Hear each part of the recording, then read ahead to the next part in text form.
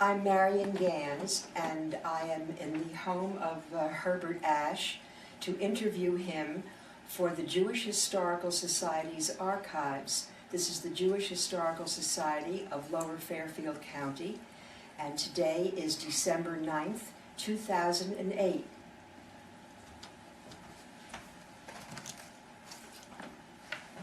Good morning, Herb. Hi, good morning.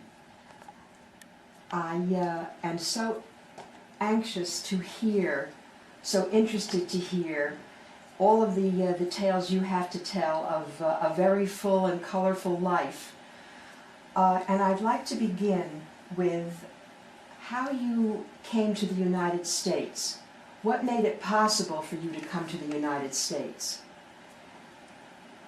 In 1938 and before, the laws were such that you needed an affidavit of support. The affidavit more or less guaranteed that the immigrant is not becoming a burden to the United States. And I got this affidavit from a complete stranger whom I've never met. His name is Nathan Cohen, and he lived, and I think I told you this before, in Passaic. In Passaic, New Jersey. Or Patterson, I'm not sure. Oh. My hometown. Where you came from. Yes. Right. And this enabled me to come here. There was a quota system at that time, meaning that so many people of German extraction, and the United States made no difference between a Jew and a German. I was a German for them. So the quota was not filled in 1938, and I was able to come to the United States. As a matter of fact, in years before, like 1937 and 1936, the quotas were not even filled, meaning that many Jews could have left Germany if they would have had an affidavit, or if they would have wanted to, most likely. The quotas expired each year. They were not transferable to the next year. It changed completely after the pogrom night in November '38, of course. And that was Crystal 1939, Night? everybody wanted to leave, and the quota was filled in no time. So it was a fairly routine, smooth thing for you to be able to leave the country, Yes. really just in the nick of time. Yes. A few months before the pogrom night. Let's go back a step. You were born in Bamberg, Germany? Correct. And what is your birthday? June 1st, 1912.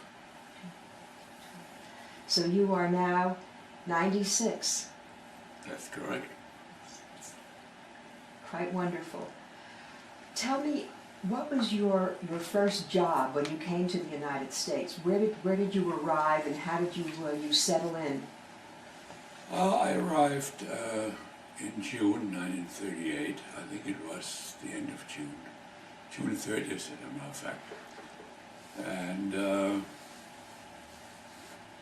my father had a brother here in the United States. He lived in Reading, Pennsylvania. And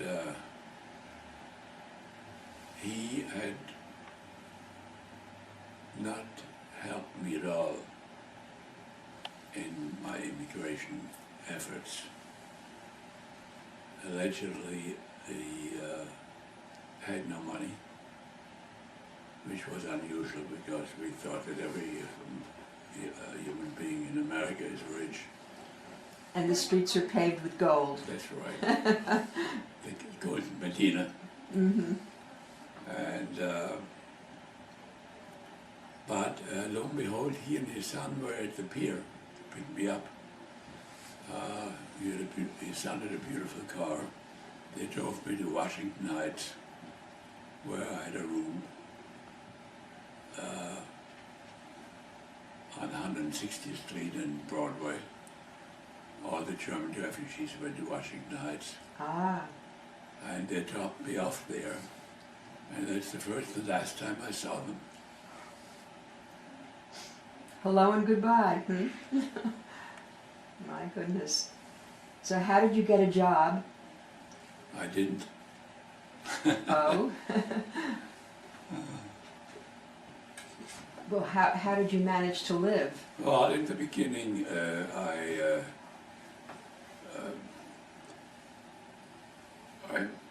met a very well-known man in our area. Unfortunately, he died a few years ago, Mortimer Levitt, who was the founder of the custom shop, which was a chain of custom-made for making custom-made men's shirts. Mm-hmm. And he just opened his second store on Madison Avenue and 43rd Street. And through some connection, I met him. And he said, okay, I'll give you samples, swatches, and you go from office to office or anywhere you want to go and sell custom-made shirts. I teach you how to take measurements and hopefully you make a living. I got a percentage, I don't remember what. Mm-hmm. Some kind of a commission. Yeah. Yeah. Right. How old were you then? 26. 26. And it worked. There was an organization which was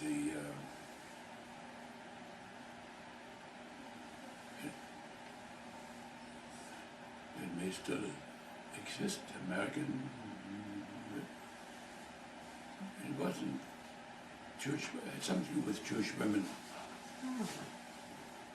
They helped me giving addresses of people who were interested to help refugees. Oh. I'm not Lawyers. sure, but that may have been the National Council of Jewish Women. That's the name. That was it. National Child, exactly. And they gave me names of lawyers or doctors whom they knew they would help refugees. And I went up there and I showed them swatches. I told them I was a shirt maker in Germany. I know all about shirts. And they gave me an order. And they were satisfied. They recommended me to their friends. Mm-hmm. And all of a sudden I had a business. Excellent. Herb, did you learn English when you were in Germany? Yeah. You must have come to this country knowing some English. Oh yeah. Yes. Otherwise you would never have been able to pull that story off. That's correct. Tell me, when did you meet Ilse? Ilse, that goes back to Bamberg. Oh.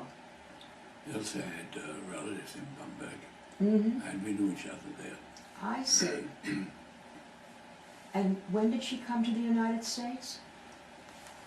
Ilse, Yes. she came from Cuba, and she came in 1939, the end of 1939. Oh, so she arrived here really shortly after you did. Yeah, about a year after I came. Oh. Now, I know that there's a story about your original name, and you're changing your name. did that come about because Mort Levitt suggested it? That's correct. What was your German name? My German name is not pronounceable. But I'm sure you can pronounce it. It was Eschwege, Eschwege. it's actually a town in Germany. Uh-huh. And when I was in the army, they called me all sorts of names, like Esqueechy, Squeechy. The sergeant on Friday night when we cleaned the barracks, he asked, "Where's the Squeechy?" I said, "Here." He said, "We don't mean you, we mean the window squeecher." Oh my goodness. So, oh, well then let's go back a step. You went into the Army. When did that occur? That was in 1942. 1942. Mm-hmm. And that was around the time that you were married, wasn't About it? a half a year later. Ah, mm-hmm. And you were stationed at some time in the South, I believe. Yeah, Did you have any particular... for racial reasons. Oh, yes, of course. That would have been a very different experience for you, because that didn't exist in Germany, I imagine. That there was that kind of... Well, in Germany, unfortunately, you had it worse, but nothing Yes. to do with the blacks. but not with the people riding in the back of the bus. Yeah. Mm-hmm. So you worked as a salesman for custom-made shirts for a period of time. Mm-hmm. And did this lead to your starting your own business? A big one? From taking the measurements for custom shirts, Yeah. were you then able to launch your own business? No, actually, after a while, when this Mr. Levitt opened doors to us, he offered me a job as a salesman inside in the store, Uh-huh. Mm-hmm. and which I accepted, and then I became actually the manager of one of his stores on Madison Avenue and 40th Street. Oh, that's a nice location Yeah. in New York. And where were you living at that time? At that time, I was not married yet. I believe I lived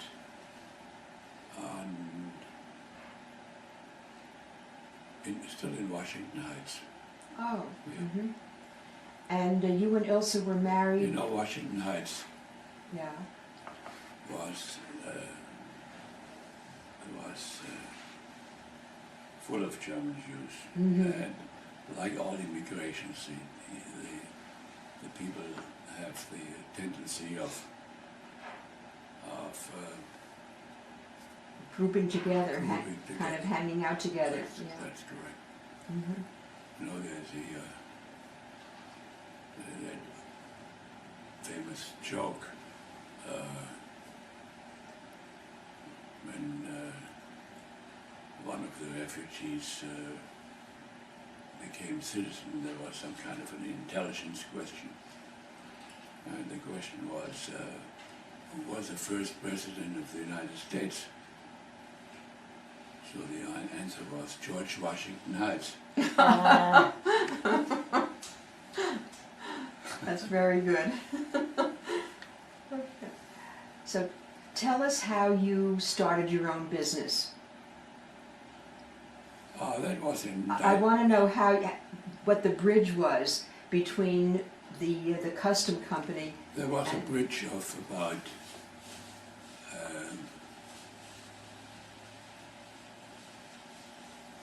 5 years where I had a position in an import company, Oh. which was located in the Woolworth building, Oh. where I actually learned the export-import business. And I left that company in 1949 after about 5 years Hmm. and started my own business. In import-export? Right. And what were you exporting? At that time, we exported general merchandise, mostly to Latin America, also to the Middle East.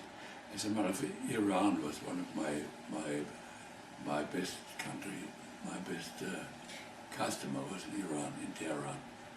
Oh, that's very interesting. And what is it you were exporting to them?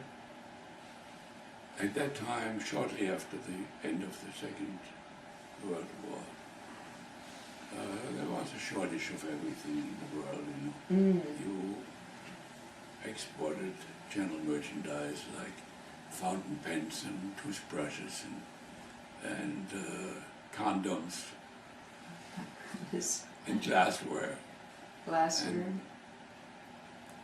earthenware. There was just a demand for everything. Yeah. Mm-hmm. And then slowly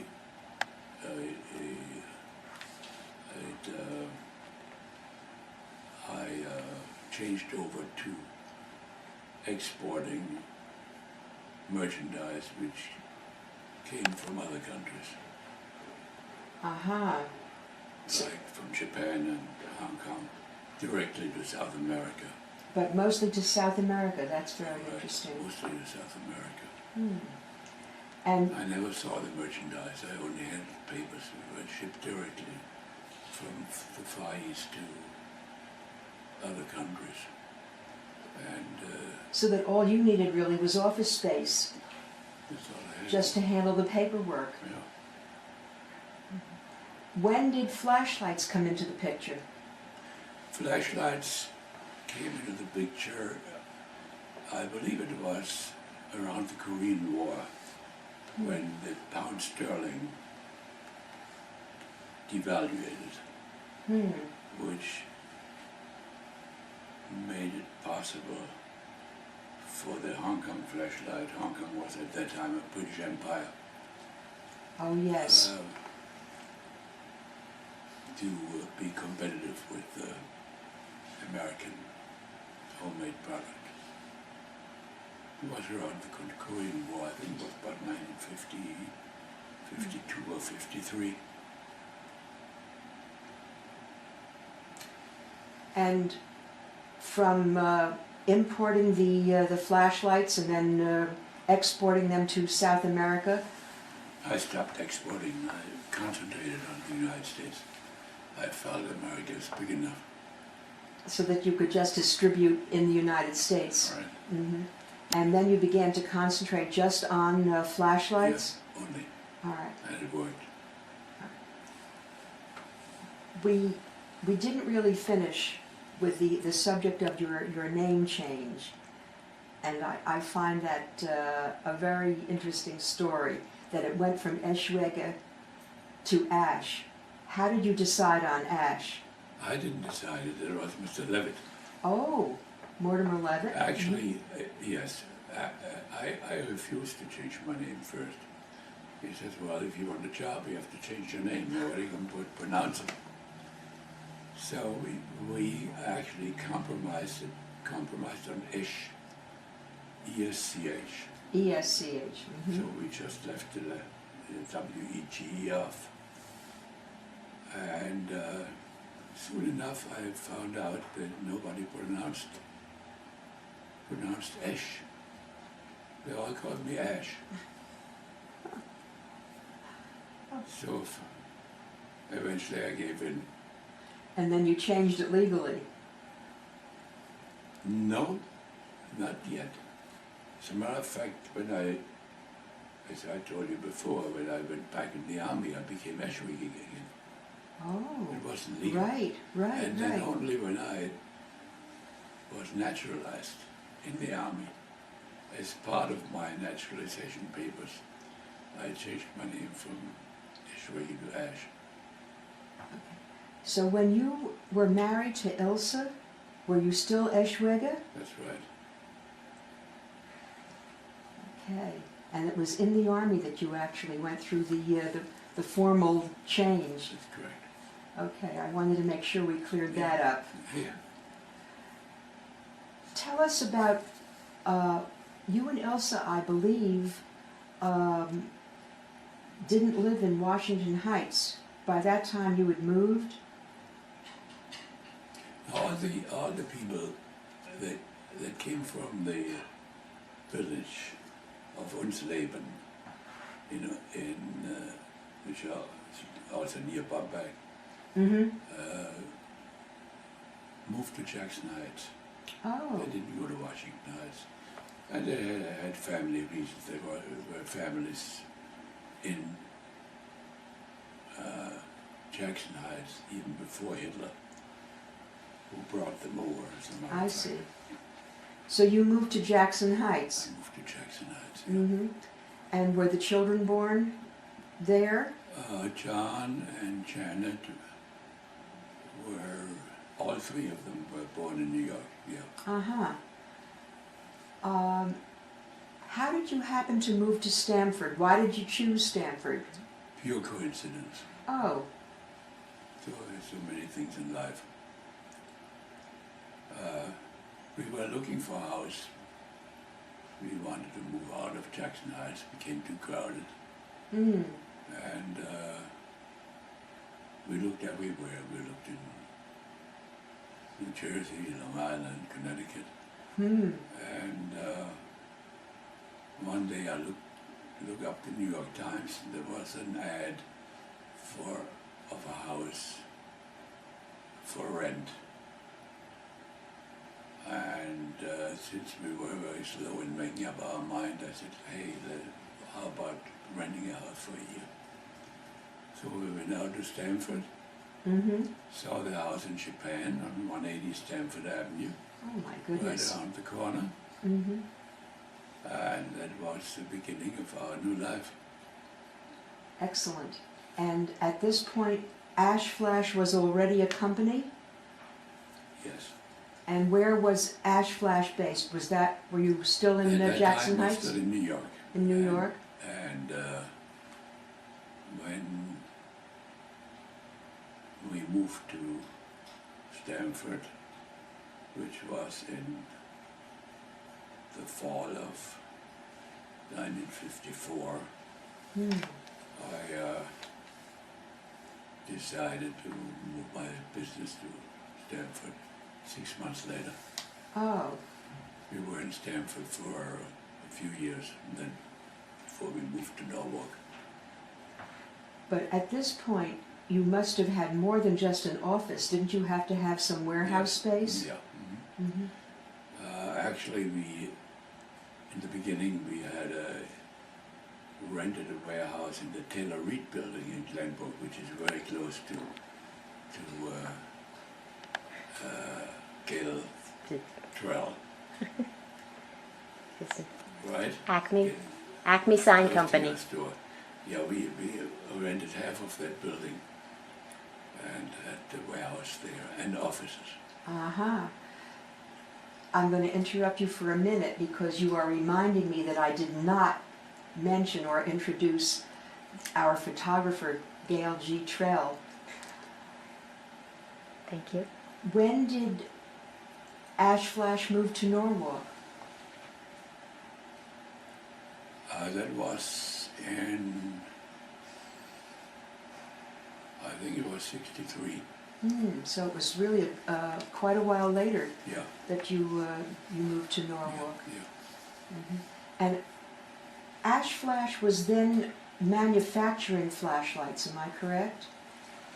Well, we didn't really manufacture flashlight.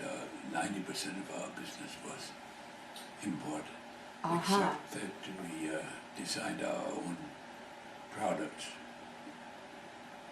and branched out into all sorts of different lighting products like lanterns Yes. and fluorescent lanterns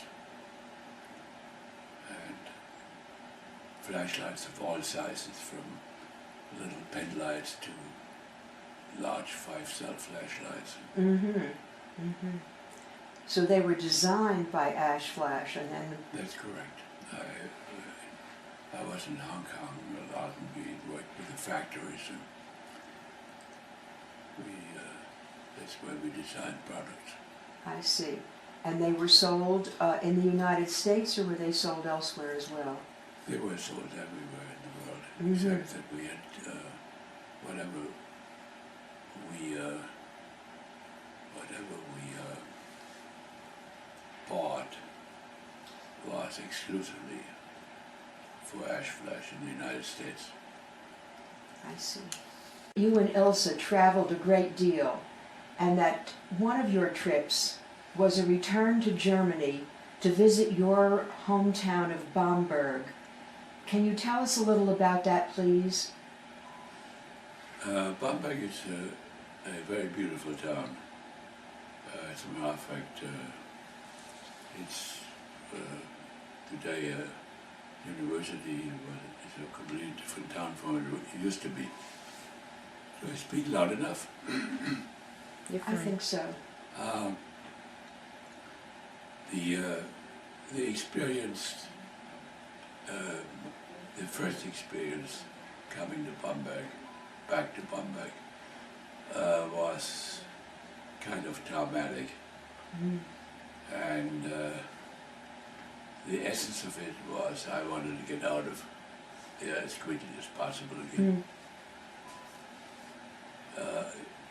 You felt like a stranger. I knew every cobblestone, but nobody knew me, kind of. And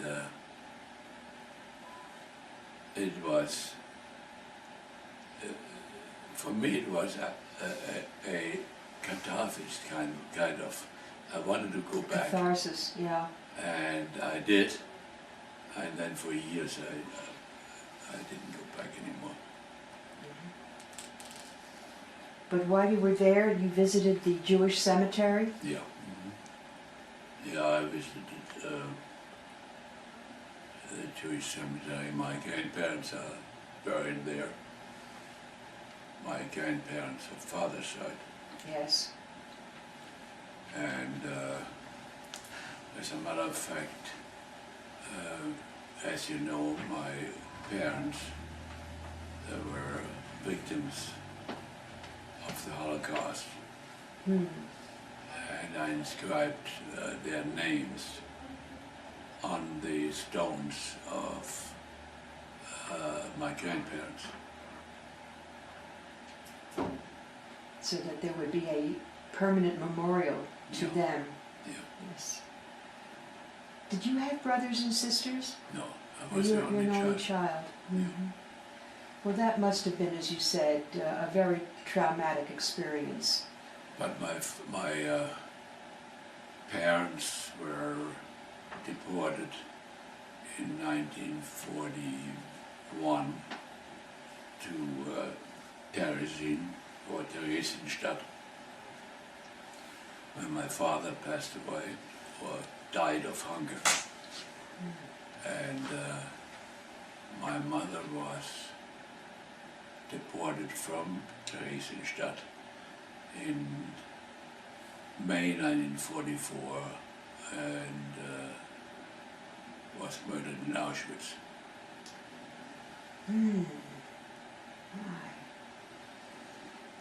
And you learned of this when you were in the United States? I learned of this after the war, yes. After the war. On a happier subject, we know that you've been one of the leaders of the Jewish community in Stamford, and I'd like you to tell us something about your involvement and support of different Jewish endeavors here. First of all, I wasn't one of the leaders. Well, we like to think of you that way. What were some of your major... Well, at the beginning, we joined, when we came to Stamford, we joined Temple Sinai. Temple Sinai was just founded. We were one of the charter members. And at that time, the temple site I was on Grove Street. Yes. We rented a little church there, as you may remember. Yes. And we helped building the building up on in North Stamford. Mm-hmm. And I was on the board. And Ilse was very active in the temple too.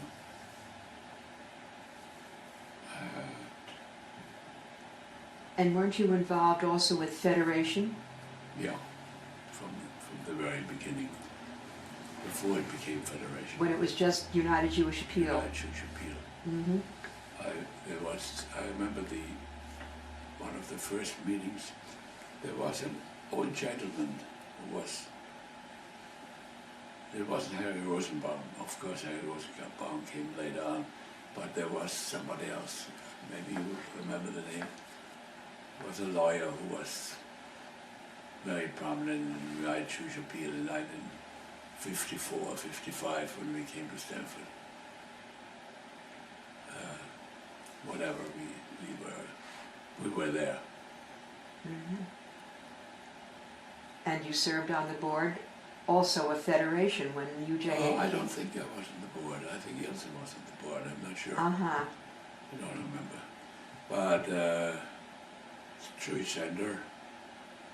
Yes. Ilse was on the board, and the Jewish Center wasn't built yet. We were still on downtown, On Prospect Street. on Prospect Street. Yes. As a matter of fact, we arranged the first chamber concerts in the Jewish Center Oh, really? on Grove Street. Oh, that's very interesting. I didn't know that. Yeah. And you also played a part from the beginning at Bicultural Day School. That's correct. And Harry Rosenbaum got me into that. oh, really? Mm-hmm. Yeah. Harry was a wonderful man. Yes, he certainly was. Why did you have such a strong feeling about Bicultural Day School, since all of your children were too old to attend it? I felt that I think it was a connection between my love for Israel. I felt Israel can only exist at that time if there is a strong support from the diaspora. From the American Jews primarily. Primarily. And in order to accomplish that, the best way of doing it is to instill with the young people Yiddishkeit and a love for Israel, both. And that's what Bicultural did. I see. You speak of your love for Israel. Ilse and you, I'm sure, traveled to Israel many times. That's right. Yeah. Ilse had relatives in Israel. As a matter of fact, Edith had a sister in Israel. Edith Mittel, Yeah. Ilse's cousin. Yeah. Who passed away a few years ago. And I'm still in close touch with many people in Israel who live there. I see. One of your other major loves, I know, was for chamber music. Could you tell us about that, how you became involved in that, or how you decided to launch a chamber music group? Yeah, that was, I always loved chamber music. as a kid, I played piano and went to concerts already in Germany and operas. But in Stanford, it came about through our connection with a neighbor here in Japan, who was a professor at Yale University and teaching the viola. He was one of the best violists in the country. Really? His name is David Schwartz. He's still alive. He lives on the West Coast. Mm-hmm. And at that time, we were friends. They lived in Japan too. And one day, they invited us for a kind of a rehearsal in their house of the Yale String Quartet. Oh. He was a member of the Yale String Quartet, which was a wonderful quartet. And I heard chamber music for the first time in a home. Ah. And it was such a huge difference between a hall and a home, which gave me the idea to organize something like this for the home. And David Schwartz was really the one who helped me doing this. He had a lot of connections. I see. And that's how we started our chamber music group. And He was your mentor in a sense to get the group started. That's correct. He was the one who inspired and who carried it out, both. And that group doubled in size so that you now give 2 concerts or hold 2 concerts. In the beginning, we had probably about 18 families, or not 18 families, maybe 18 members or 20 Yes. members. Today we have about 90 members. Yes, that's true. Yeah. So it survived 45 years now, This is its 45th year. and still going strong, Yes. thanks to Marion Gans. And the continuous help, suggestions, and inspiration of Herbert Ashe. So, Herb, tell us a little about your children. John is the oldest, Right. and John worked with you at Ash Flash, I Correct. recall. And there's Janet That's right. and Jim. All right. And you have grandchildren, We have 3 grandchildren. 3 grandchildren. I believe 2 of whom, John's children, have graduated from college. Are they both out of college now? Daniela is married. He's Yes. living in Chicago. Yes. And Jared? Jared is in New York. He's a bachelor, enjoying New York. Good.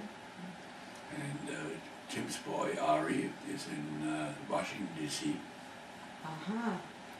And Daniela and Ari are actually in the same field, both of them. We're going to radio at CBS radio station. Oh, really? Oh, Yeah. isn't that interesting? Oh, that's As a very matter of nice. fact, Daniela is covering the inauguration of Obama in January. Oh, in how Washington. exciting that is. Yeah, So she has a ticket to the inauguration. she's working there. Yes, that's great. Oh, I'm so happy to hear that. Well, I cannot tell you what a personal pleasure and privilege it's been for me to have this opportunity to talk to you one-on-one and hear some of these highlights of your story. Is there anything that I haven't asked you about that you would like to reflect on, or that you want to mention? Well, we haven't talked much about the Holocaust in general. Mm-hmm. I only talked about my parents. Yes. And it is something, if you are a survivor, which lives with you all your life. It doesn't affect my happiness, but it's always there. And we just came out with a book. I shouldn't say we, but there is a book which just came out, and it's, read it in German, Gedenkbuch der jüdischen Bürger Bambergs, which is a book of all the Jews who were killed in the Holocaust. I think there are about 160 of them, with pictures as they became available. From Bamberg. Yeah, Oh, this my. book just came out Translate it for us, a please. few months. It means memorial book Mm-hmm. of the Jewish citizens of Bamberg. My goodness. And you had a hand in the production of this No. book? No, Oh, not at all. But I think it is a very important book which was instigated by another refugee friend of mine who lives in England,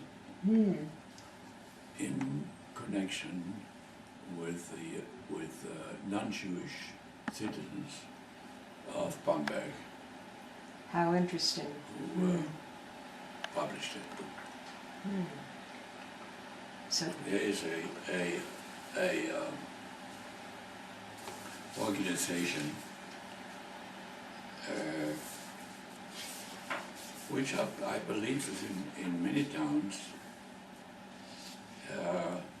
It is called, I try to translate it into English, the Club for Advancement of the Jewish History and Culture of the Jews of Bamberg.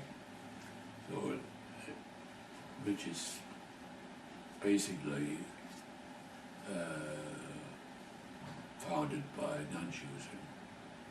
that is really Uh, remarkable decades later. and so encouraging to feel that there is that interest, that participation. Yes, I think Germany is probably the only country that was willing to come to grips with the horrible past. And of course Germany has maintained a good relationship with Israel as well. Right, Yes.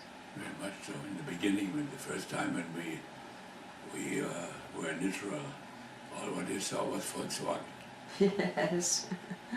Which you were not interested in driving in the United States. Yes. Well, again, I thank you, Herb. Not at all, it was a pleasure. This will be a very rich nugget in the history of Jewish life in Stamford by someone whom we all acknowledge as a leader. Well, I'm very honored that you came to my house and interviewed me, and I hope it was worthwhile for the organization, for your organization. Gail and I can assure you that it is worthwhile. So thank you. Thank you too.